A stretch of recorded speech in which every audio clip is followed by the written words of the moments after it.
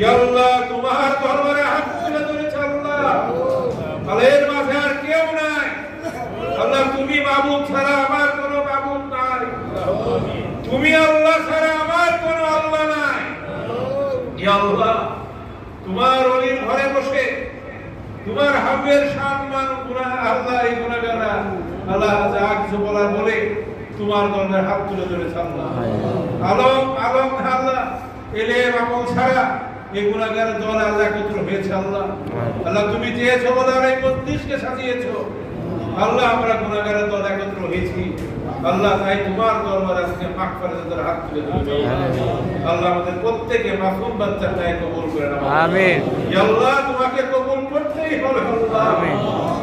আল্লাহ আল্লাহ তুমি যদি কবুল না করো আল্লাহ, তুমি দেখো আমরা কোথায় গিয়ে দাঁড়াবো আল্লাহ, আমাদের যাওয়ার কোনো জায়গা নাই আল্লাহ। তুমি যদি